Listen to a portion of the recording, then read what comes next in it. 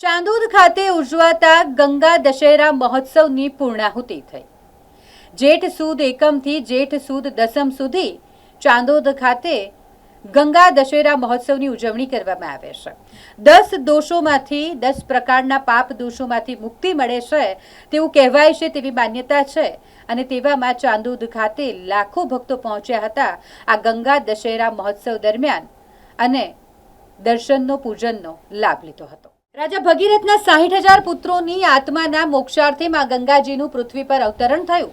ગંગાજીનું પૃથ્વી પર અવતરણ થયું તેની સ્મૃતિમાં વર્ષોની પરંપરાથી વડોદરા જિલ્લાના દક્ષિણ પ્રયાગ તીર્થક્ષેત્ર ચાંદોદના પ્રસિદ્ધ મલ્હારરાવ ઘાટના કિનારે ગંગા દશેરા મહોત્સવ અત્યંત શ્રદ્ધા ભક્તિપૂર્વક ઉજવાય છે। ચાલુ વર્ષે સપ્તમીની તિથિનો ક્ષય હોવાથી આ મહોત્સવ અધિક જેઠ સુદ એકમ 17 મેથી પ્રારંભ થઈ અધિક જેઠ સુદ દસમ 25 મે સુધી 9 દિવસ સુધી ઉજવાયો।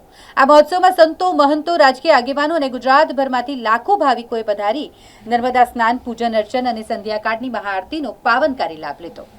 સોમવારે આ મહોત્સવનો અંતિમ દિવસ હોય। છેલ્લા 9 વર્ષની પરંપરાને જાળવી રાખી મત વિસ્તારના ધારાસભ્ય શૈલેષ મહેતા અને તેમના પરિવારે પૂર્ણાહુતિ, પૂજન અર્ચન અને મહાઆરતીમાં ભક્તિભાવપૂર્વક જોડાઈ અને આશીર્વાદ મેળવ્યા, કૃતાર્થ થયા। છેલ્લા 9 વર્ષથી આજે આ 9મું વર્ષ પૂરું થયું છે। ગંગા દશેરાની શરૂઆત અને પૂર્ણાહુતિની પૂજા, આરતી, અભિષેકનો લાભ મળે છે।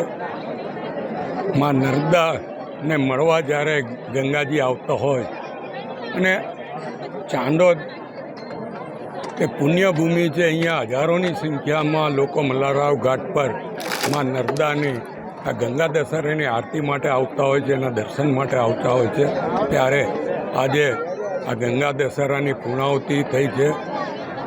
હું માં નર્મદા અને માં ગંગાને પ્રાર્થના કરું છું કે અહીંયા જે કોઈ ભક્તો આવ્યા હોય અને જે કોઈ મનોકામના લઈને આવ્યા હોય તમામની મનોકામના પૂર્ણ કરે અને ખાસ કરીને દરબાવતી વિધાનસભાના તમામ નાગરિકો પર માં નર્મદા અને ગંગાના આશીર્વાદ વરસતા રહે, એ જ આજે પ્રાર્થના કરું છું।